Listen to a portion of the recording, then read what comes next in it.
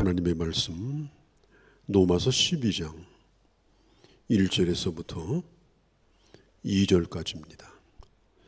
로마서는 1장서부터 11장까지가 교리입니다. 우리는 뭘 믿는가? 예수를 믿으면 어떻게 되는가? 이 교리는 우리 신앙생활의 뼈와 같습니다. 뼈가 없으면 몸이 존재할 수가 없어요. 뼈가 없으면 어떤 행동도 할 수가 없습니다. 우리 신앙생활의 가장 중요한 기초는 너는 뭘 믿는가? 왜 예수 믿는가? 믿으면 어떤 결과가 오는 것인가? 그게 확실해야만이 그리스도인으로 살아야 하는 동기가 생기는 거예요. 그런 것이 없이 나는 그리스도인으로 산다. 이건요, 그냥 뜬구름 잡는 겁니다. 내가 예수를 믿는 신앙생활을 하는 이유가 뭐예요? 내가 믿는 바가 있기 때문에 그런 거예요. 로마서 1장에서 3장까지는 인간은 죄인이다. 모든 인간은 다 죄인으로 태어나고 스스로가 하나님 앞에 갈 수가 없다. 전적으로 부패한 존재다. 그런데 하나님의 전적인 은혜, 하나님의 불가항력적인 은혜가 내게 쏟아 부어져서 내가 예수를 믿게 되었다. 예수를 믿은 결과는 의롭게 되었고, 내게 주신 이 의는 절대로 변하거나 취소되지 않는다. 이 의는 내가 하나님의 나라에 갈 때까지 변함없는 나를 보증해 주시는 표가 됩니다. 내 의가 아니라 하나님이 주신 의인 것입니다. 안전합니다. 취소되지 않습니다. 지난주에 말씀드린 것처럼 로마서 8장에 죄와 사망의 법에서 해방되었습니다. 누구도 우리를 그리스도의 사랑에서 끊을 수도 없고 우리를 고소할 수도 없습니다. 우리는 하나님의 사랑의 대상이 된 것입니다. 로마서 11장에 보면 바로 12장 앞에는 이렇게 얘기합니다. 이 놀라운 하나님의 은혜는 너무너무 신비하여서 다 설명할 수가 없다. 내가 예수 믿는 이 교리, 예수 믿어서 구원받았다고 하는 것을 이제 저와 같이 설교하면서 이렇게 논리적으로 설명을 할 수 있어요. 그러나 이것이 내게 어떻게 해서 일어난 일인지, 오늘 내가 어떻게 그리스도인이 되었는지, 이것은 너무나 깊고 너무나 오묘하고 신비해서 그 나머지는 하나님이 하신 일이다. 그러면서 로마서 11장 끝에 모든 영광을 세세토록 하나님께만 돌린다. 그리고 나서 12장으로 넘어와서 그러므로라고 하는 접속사가 나와요. 그러므로 내가 이런 예수를 믿었기 때문에, 내가 이렇게 구원받았기 때문에 이제는 믿는 단계가 아니라 이제는 믿음으로 사는 단계로 우리는 넘어가는 것입니다. 내가 예수를 믿으면 이제 우리에게 주어진 과제가 뭐예요? 내가 믿는 그 믿음을 가지고 어떻게 살아야 되는가? 사는 단계로 우리는 이미 접어든 사람들이에요. 우리는 내가 뭘 믿을까? 내가 구원받았나? 내가 의롭게 진짜 되었나? 이거 고민할 단계는 넘어간 사람들입니다. 그것은 이미 해결되었고 이미 보증되었고 이미 약속된 사건입니다. 그리고 이제 그러므로 연결되어집니다. 형제들아, 그러므로 형제들아, 내가 자비하심으로 권한다. 하나님의 모든 자비하심으로 권한다. 사도 바울이요, 교리에 대하여 얘기할 때는요, 자비하심이 없어요. 갈라디아서 1장에 보면 이렇게 말합니다. 내가 전한 복음 외에 다른 복음을 전하면 저주를 받을지어다. 우리는 믿는 이 교리 문제는, 우리가 신앙 고백이 교리 아닙니까? 지금 한 신앙 고백이 창조자 하나님서부터 영원한 영생을 믿는 이 고백은 거기다 뭘 보태도 안 되고 빼도 안 돼요. 이걸 비틀어도 안 되고 절대로 손대면 안 되는 겁니다. 교리는 절대 진리입니다. 이건 자비하심으로 내가 좀 보탤게, 자비하심으로 뺄게, 그게 아니에요. 이건 절대적인 겁니다. 그리고 그 복음을 믿는 이제 하나님의 사람들은 어떻게 살아야 되는가에 대하여 바울이 말하기를 이렇게 말해요. 자비하심으로 권한다. 내가 믿는 진리는 절대적인 것이지만 우리가 사는 삶이라고 하는 건 너무나 다양합니다. 똑같은 삶이라는 게 없잖아요. 똑같은 고민도 없잖아요. 우리는 각기 다른 아픔을 가지고 살아요. 또 우리 인생이라고 하는 게 그냥 그렇게 되고 싶어서 된 것이 아니라 그렇게 하다 보니까 그렇게 된 거고 그렇게 꼬여진 거예요. 사람들마다 처해 있는 상황이 다 다릅니다. 그래서 예수 믿는 이 삶이라고 하는 것은 A는 B다, 이렇게 정답을 말하기가 어려운 거예요. 그래서 사도 바울이 얘기합니다. 내가 자비하심으로 권한다. 그러니까 지금부터는 절대 진리를 믿는 그런 절대적인 얘기는 아니고 이제 구원 못 받을까 봐 두려워하지도 말고 공포감을 갖지도 말고 내가 뭘 하다가 좀 실패했고 신앙생활을 하다가 좀 실수하고 어려움을 겪었다 해서 주님이 나를 버릴까 봐서 흔들리지도 말고 이제부터는 내가 자비하심으로 말한다.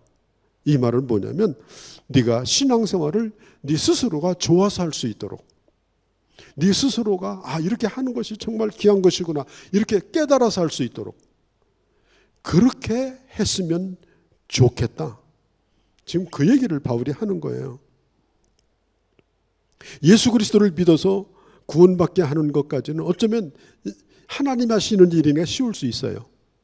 그런데 그 사람을 교회 데리고 나와서 평생토록 신앙생활을 잘하게 하는 것은 정말 어렵습니다. 왜냐? 그것은 그 사람 스스로가 해야 되는 거예요. 신앙생활을 누가 대신 해주지 않아요. 여러분들 자식들 공부시켜봐서 알잖아요. 뭐 공부하라고 아무리 얘기해도 공부 안 합니다. 내가 너 공부하라고 하지 않았느냐. 또 너를 위해서 하는 얘기지.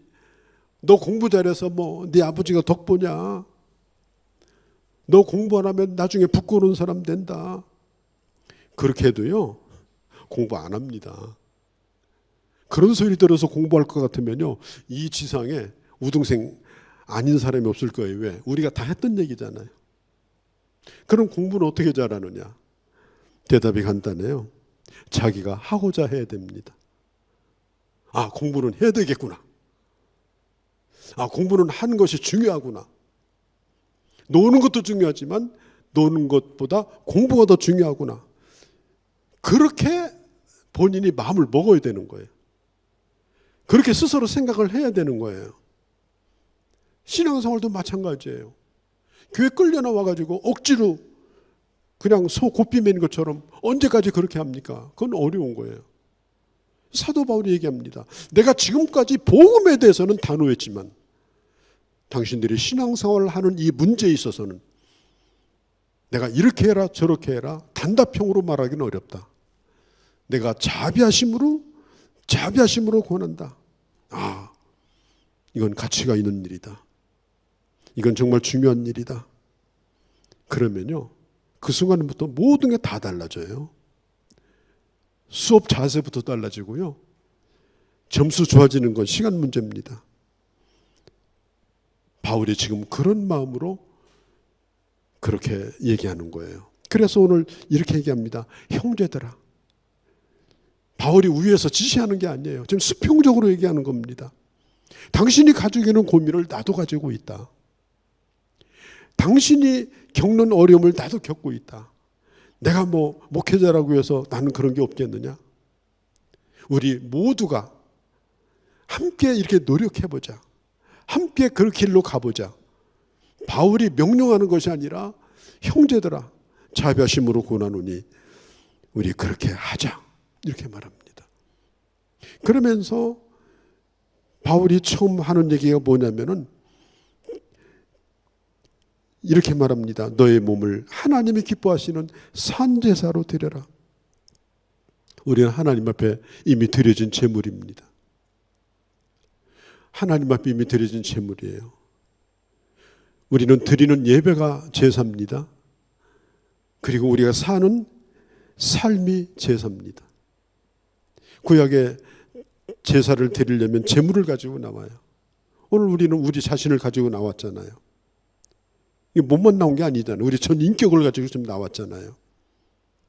그러면 구약에는 제사장들이 제물을 다 훑어봐요. 털 빠진 데 없나? 종기 먹은 데 없나? 눈곱 낀 거 없나? 어디 다리는 온전한가? 또 모르게 걸린 병은 없나?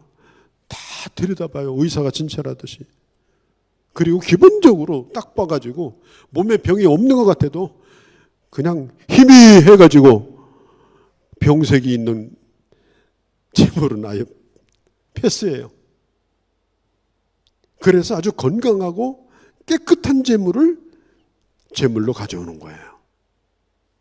그러면 소장사가 소 살 때 그렇게 합니다. 그죠? 다 봐요. 앞도 보고 뒤태도 보고 옆에도 보고 다리도 보고 다 봐요. 이도 다 열어봐요. 성한가. 왜 그래요? 일을 잘 시켜 먹으려고. 잘 부려 먹으려고. 그러면 하나님께서 우리를 제물로 받으실 때 그렇게 자세히 우리를 들여다보고 자세히 우리를 살펴보는 이유가 뭐냐? 소부려 먹듯이 우리를 부려 먹으려고 그런 것이냐? 아니올시다. 그 제물은 하나님의 전에 나오면 다 검사가 끝나면 뭡니까? 죽습니다. 제물은 죽기 위해서 오는 거예요. 다 죽어 빠진 거 가지고 나오는 게 아니고요.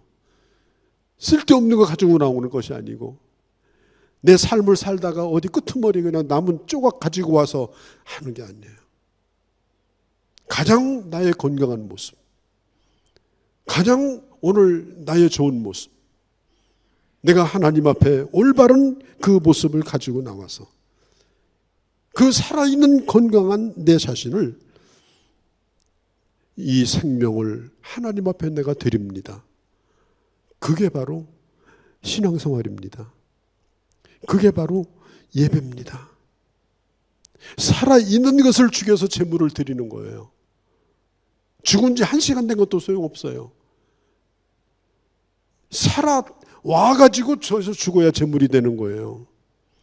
그 자리에서 끊어서 드리는 거예요. 예수 믿는 사람의 삶이라는 건 그렇습니다.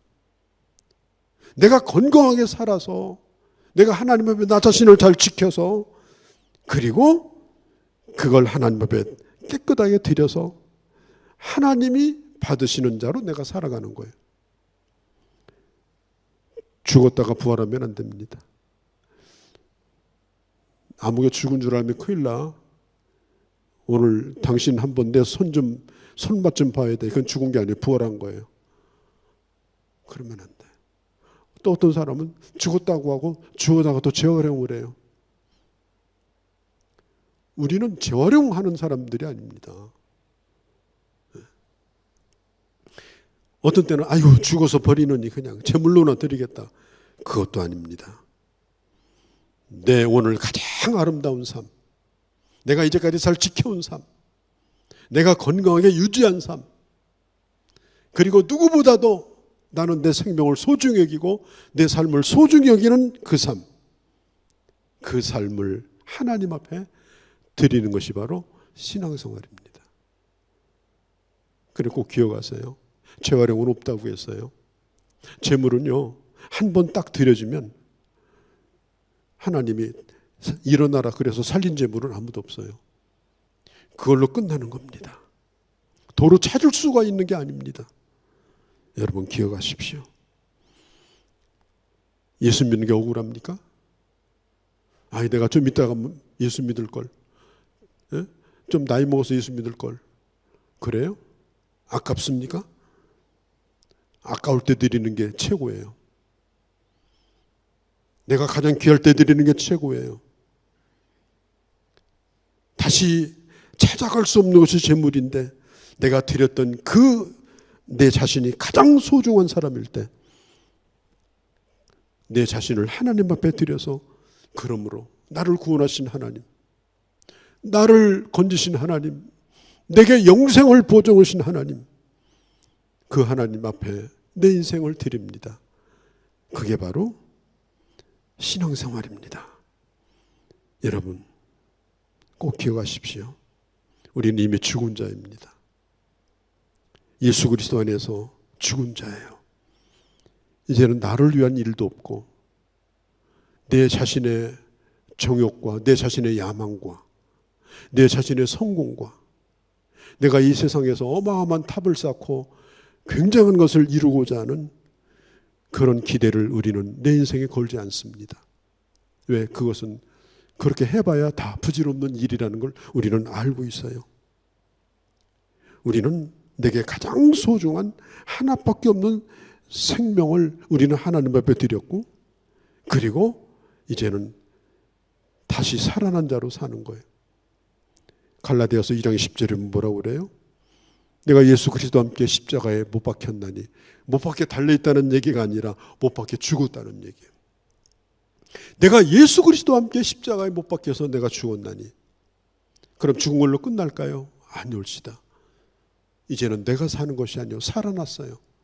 누구와 함께? 예수와 함께.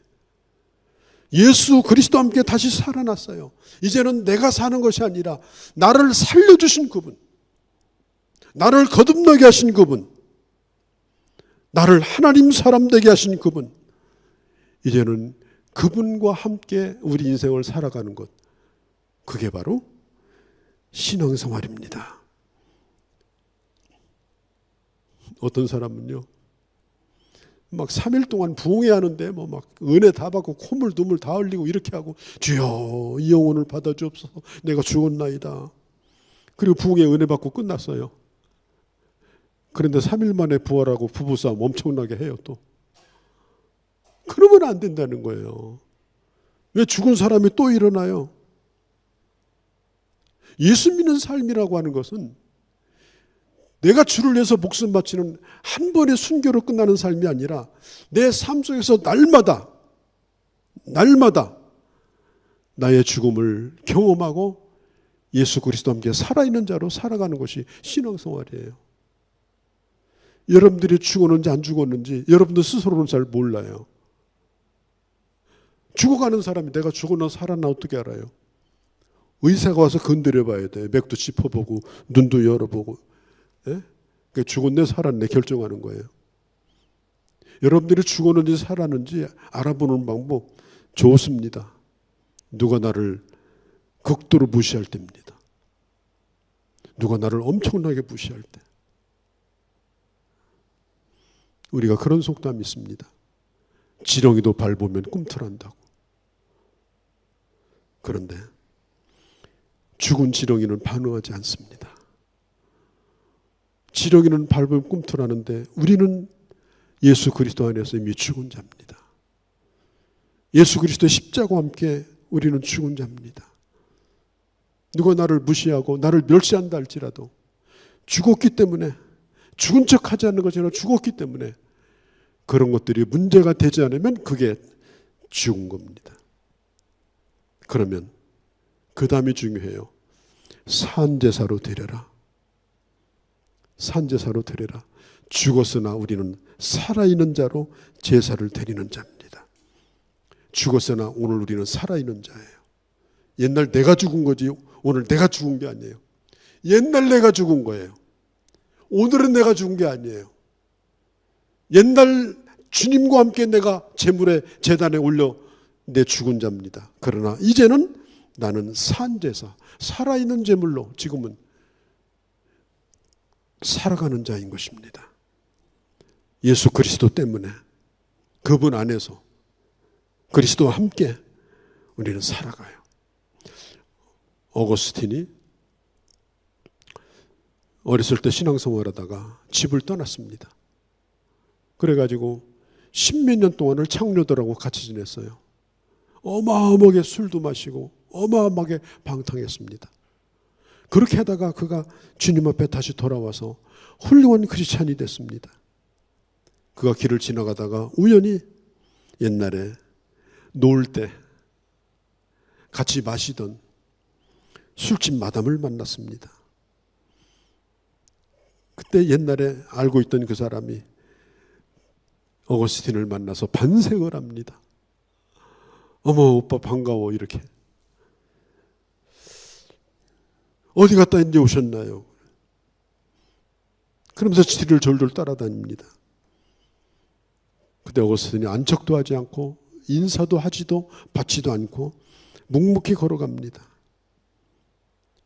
그리고 그 마담에게는 아무 소리도 안 했지만 자기가 자기 속으로 스스로 이렇게 말했답니다.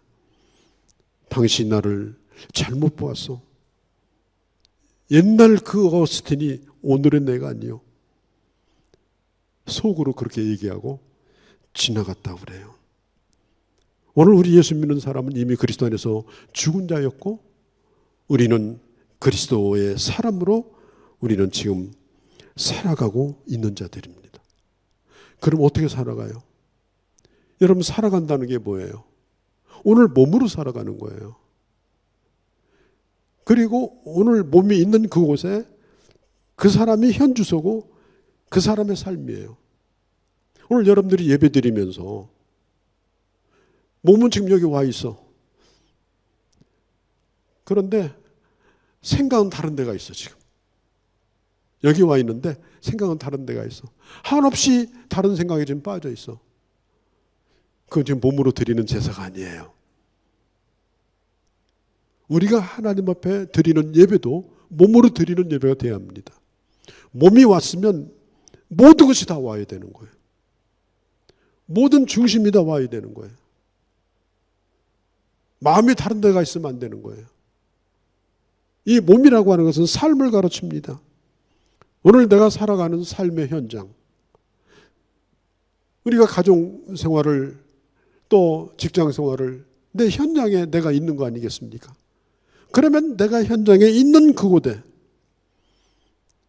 거기서 죽었다가 살아난 하나님의 사람으로 이제는 주님의 제물로 오늘 살아가는 것, 그것을 뭐라고 그래요? 생활 예배다. 모든 우리 전체 생활이 다 예배가 되는 것입니다. 합당한 예배가 뭡니까? 몸으로 드리는 산제사입니다. 오늘 우리가 드리는 예배도 몸으로 드리는 산제사가 되어야 돼요. 우리 모든 전인격을. 또 예배가 정말 중요합니다. 그 모든 산제사의 기본이 공동체 예배로부터 시작이 되어져요. 그래서 그 사람의 예배의 자세, 예배의 태도, 이런 것들이 더 뛰어넘어서 그 사람의 가정생활이 어떤지, 그 사람의 사회생활이 어떤지, 그 사람의 직장생활이 어떤지 대충은 다 알 수가 있습니다. 왜? 그 기초가 바로 예배이기 때문에.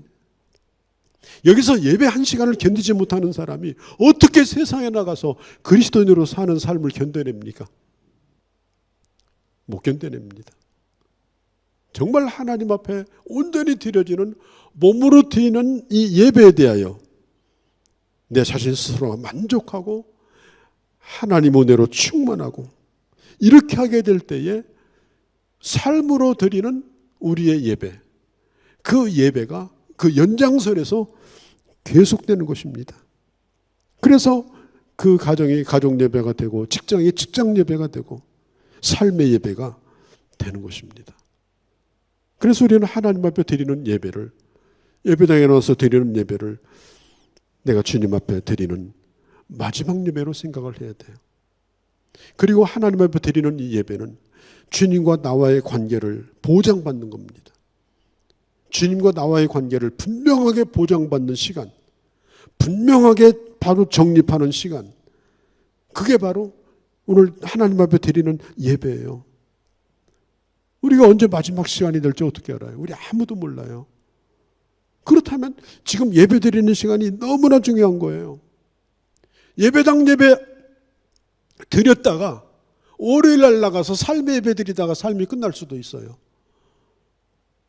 이게 중심이고, 여러분들이 현장에서 어떤 모습으로든지 하나님이 부르신다 할지라도 그 마지막이 예배가 되게 하려면 오늘 하나님 앞에 드리는 이 예배가 주님과 바른 관계를 가지고 온전히 드려지는 예배가 되어져서 그것이 세상으로 연결되어서 또 삶의 예배로 나아갈 때 그걸 뭐라고 그래요? 그걸 신앙생활이라고 말하는 겁니다. 신앙생활은 복잡한 게 아니에요. 무슨 훈련을 받고 바이블 스터디를 하고 몇 단계 하고 아니에요. 간단합니다. 하나님 앞에 나와서 온전한 예배 드리고 그 받은 은혜로 삶의 예배의 연장선에서 드려. 그러면 어떤 모습으로 하나님이 우리를 부르든지 우리는 예배 드리다가 하나님 앞에 가는 자가 되는 겁니다. 예수님이 12살 먹었을 때 유월절 지키러 부모님하고 예루살렘에 왔어요. 유월절을 이제 7일 동안 지키거든요. 이제 8일째 되고 끝나고 이제 돌아가는데 그때는 이게 무리를 지어가지고 순례자들이 돌아가요. 동네 사람들이 애들까지 다 와서 유월절 지키고 동네 이장님, 반장님 전부 해가지고 또 가요. 어른은 어른대로 가고 애들은 애들대로 가고 그렇게 한나절도 가고 하루도 가요. 그럼 지들끼리 가는 거예요. 그런데 저녁 때가 돼서 보니까 12살 먹은 소년 예수가 없어졌어요. 마리아와 요셉이 난리가 났습니다. 예루살렘에요. 6월절 행사가 되면 수십만 명이 모입니다. 그 많은 사람들이 모였다가 헤어지는데 그 소년 예수가 어디에 묻어서 나갔을까? 어디에 끼어서 나갔을까? 찾을 길이 없는 거야. 이미 다 흩어져 버렸으니까. 무슨 지금처럼 전화가 됩니까? 신고할 때가 있습니까? 그래서 이 부모가 울며 불며 다시 예루살렘으로 들어갑니다. 들어가서 다 찾는데요. 참 놀라운 것은요. 가보니까 소년 예수님이 성전에 앉아 있어요. 그리고 나이 드신 어른들하고 하나님 말씀을 나누고 있었어요. 그러니까 그 부모가 반색을 하면서 아니 세상에 이렇게 부모가 찾는데도 어떻게 이렇게 여기에 이렇게 앉아 있을 수 있느냐 막 나무랬습니다. 그때 12살 먹은 예수님이 이렇게 말씀했어요. 내가 아버지 집에 있어야 될 걸 모르셨습니까? 당연히 여기 와서 찾았어야죠. 나를 만나려면 여기 와서 당연히 찾았어야죠. 어디 가서 찾은 겁니까? 어린 소년 예수님은 어릴 때부터 아버지 집이 좋았습니다. 예배 드리는 게 너무 좋았습니다. 교회 선생님들과 함께하는 게 너무나 좋았습니다. 그래서 시간 가는 줄도 몰랐습니다. 부모님 어디 가는지도 깜빡 잃어버렸습니다. 그렇게 사는 사람이 제일 행복한 사람입니다. 그게 바로 신앙생활이에요. 그럴 때 하나님과의 관계가 확실해집니다. 신앙생활이 분명해집니다. 그러면 다른 것들은 다 곁다리가 돼요. 아무것도 아니에요. 다윗이요. 자기 아들이 반란을 일으켜가지고 아버지를 죽이려고 왕궁에 쳐들어온 거예요. 아들이. 어떻게 이런 일이 있을 수가 있어요. 얼마든지 아버지는 그 자식을 죽일 수 있는데도 신하들 몇 명을 데리고 신발도 못 신고 왕궁에서 빠져나옵니다. 그래서 예루살렘에서 나와가지고 골짜기를 내려와서 감람산을 넘어서 광야로 나가. 거기 넘어가면 아무것도 보이는 게 없어요. 동네도 없고.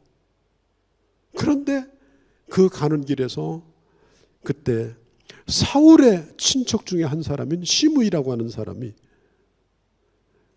초라하게 도망치고 있는 그 다윗 왕 앞에 가서 뭐라고 하느냐? 쌍욕을 합니다. 쌍욕, XX. 왕도 아니에요. 누구누구 씨 이러면서.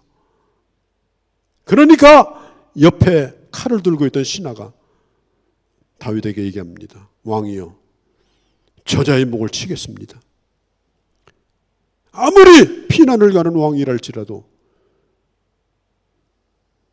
어떻게 왕을 저렇게 저주하냐. 그때 다윗이 얘기합니다. 하나님께서 저 사람을 통해 나를 저주하라고 했기 때문에 저주하는 것 아니겠느냐. 저 저건 저 사람 스스로 하는 말이겠느냐? 아니다. 그의 비난을 통해서도 나는 주님의 뜻을 깨닫는다. 다윗은 하나님의 성전에서 살았던 사람이에요. 하나님의 음성을 늘 들었던 사람입니다. 그래서 그는 그런 모든 사람들의 관계 속에서도 나를 비난하든지 누가 욕하든지 그걸 하나님의 말씀으로 들을 수 있는 영성을 가진 사람이에요. 하나님의 교회에 나와서 주님의 말씀을 듣고 주의 음성으로 받아들이고 그 은혜 받은 마음으로 세상에 나가면 누가 나를 뭐라고 해도 그 말이 내가 소화가 돼요. 그리고 나를 비난해도 그래, 내가 잘못한 일이 많지, 내가 부족한 일이 많지, 내가 의인이 아닌데, 그러면서 용서할 수 있는 마음도 생기고 품는 마음도 생기게 되는 것입니다. 하나님과의 바른 관계가 예배를 통해 성립이 되면 사람과의 관계도 하나님 안에서 풀려나가는 겁니다. 마태복음 25장에 보면 양과 염소의 비유가 나와요. 근데 달란트 비유가 나오고 양과 염소의 비유가 나오는데 주님이 이렇게 말씀합니다. 내가 줄일 때 너에게 먹을 걸 주었고 목마를 때 마시게 했다. 내가 나그네 되었을 때 나를 영접했고 내가 벗었을 때 옷을 입혔고 병들었을 때 네가 나를 돌아보았다.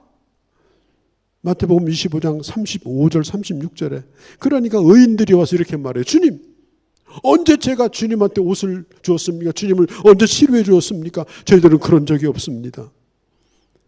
그때 마태복음 25장 40절에 유명한 말씀을 하십니다. 너의 형제 중에 지극히 작은 형제 중 하나에게 한 것이 바로 나에게 한 것이다. 여러분, 우리가 예배당 안에서 형제님, 자매님, 집사님, 권사님 부르는 것만 사랑이 아닙니다. 우리가 여기서 은혜 받고 세상에 나가서 그 하나님과 예배를 통해서 맺어진 관계 속에서 내가 내 형제를 바라보고 내 이웃을 바라보고 예배자의 마음으로 살아가는 것, 그게 바로 신앙생활입니다. 그게 바로 하나님을 사랑하는 것입니다. 오늘 그 다음에 보면 이렇게 말씀합니다. 너희는 이 세대를 본받지 말고 오직 마음을 새롭게 함으로 변화를 받아 하나님의 선하시고 기뻐하시고 온전한 뜻이 무엇인지를 분별하라. 어느 목사님이 제가 들은 얘기예요. 일식집에 갔어요. 그런데 잠시 후에 아주 건장하게 생긴 남자들이 들어오더래요. 그런데 다리 꼬고 탁 앉아가지고 거기서 그냥 담배를 뻐끔뻐끔 피는 거예요. 그러니까 이 목사님이 굉장히 불쾌하게 생각하는 거예요. 막 이러면서 냄새가 나니까. 그러고 있는데 이제 음식이 딱 들어오니까 이 건장한 청년이요, 거짓말 안 못하고 한 5분은 기도하더래. 하나님 감사합니다. 오늘 일용할 주셔서 감사합니다. 사실 그 목사님은 음식 들을 때 누가 볼까 봐서 주여 그러고 그냥 밥 먹었거든. 그래서 생각해 봤대요. 누가 하나님의 사람이냐? 누가 신앙 좋은 사람이냐? 당신들이 나보다 낫다. 우리가 신앙생활은 담배 끊고 예수 믿어라, 술 끊고 예수 믿어라, 이것도 하지 말고 저것도 하지 말라. 그런 것은 하다 보면 그냥 부끄러워서 못하고 하다 보면 의미 없어서 못하는 거예요. 그거보다 더 중요한 게 뭐예요? 내가 오늘 뭘 하든지 밥 한 그릇을 먹든지 그게 예배가 되도록, 그것이 감사가 되도록, 사람을 대할 때도 어떤 일을 할 때도 술 끊고 오라고 담배 끊고 오라면 그 사람이 거기서 기도하겠습니까?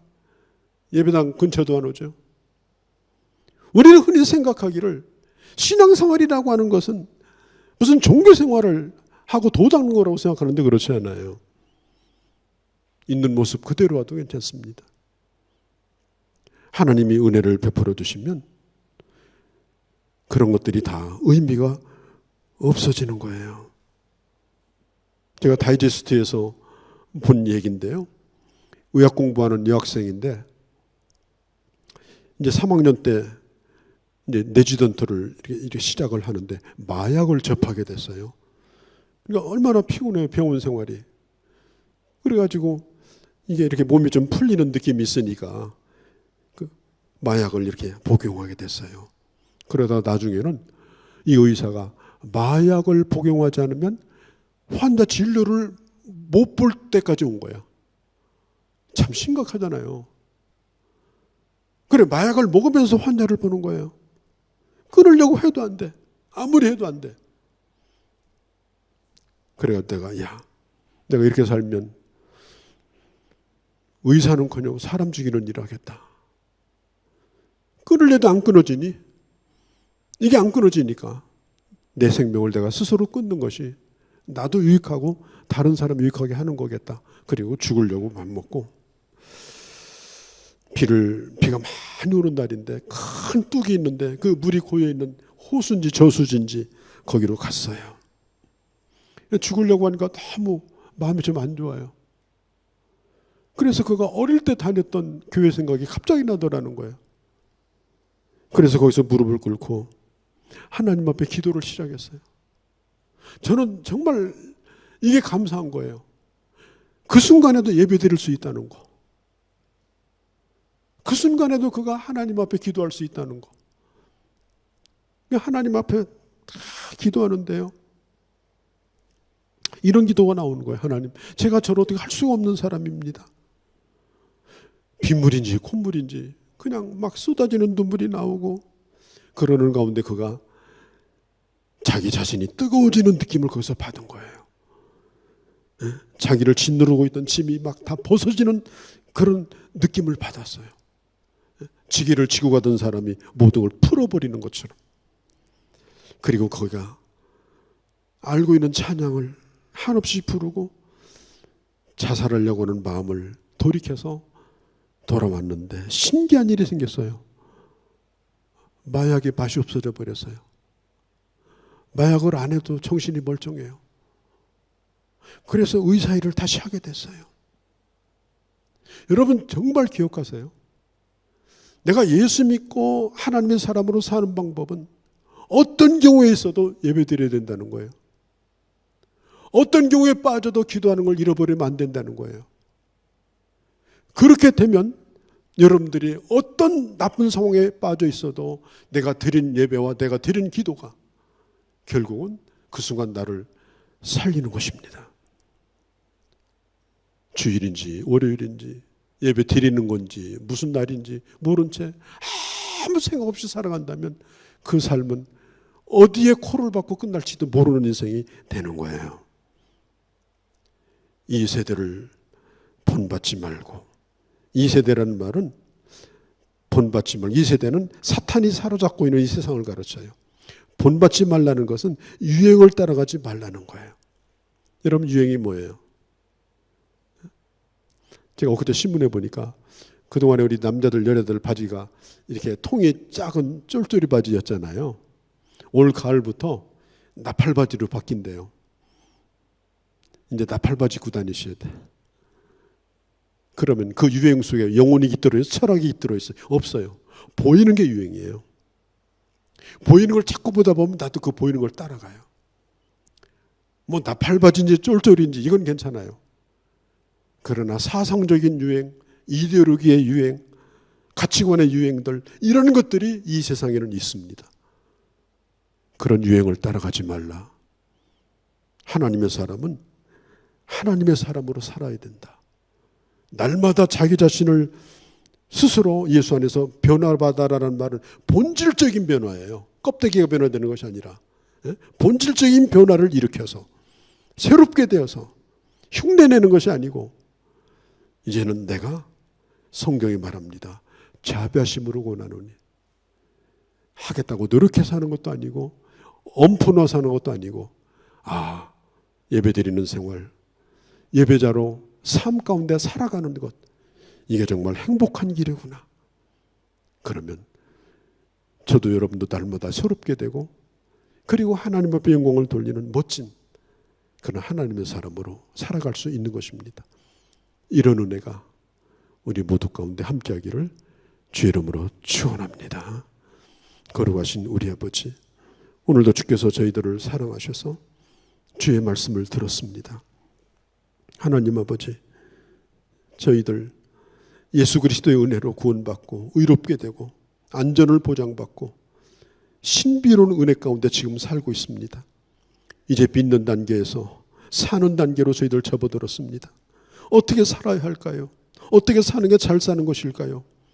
먼저 참된 예배로 시작하여 우리의 삶이 예배가 되게 하시고 날마다 마음이 새롭게 되고 변화되어 아버지 하나님, 이제는 인본주의가 아니라 신본주의, 하나님의 사람으로 멋지게 살아가는 저희가 되게 하여 주시옵소서. 우리 주 예수님의 이름으로 기도하옵나이다. 아멘.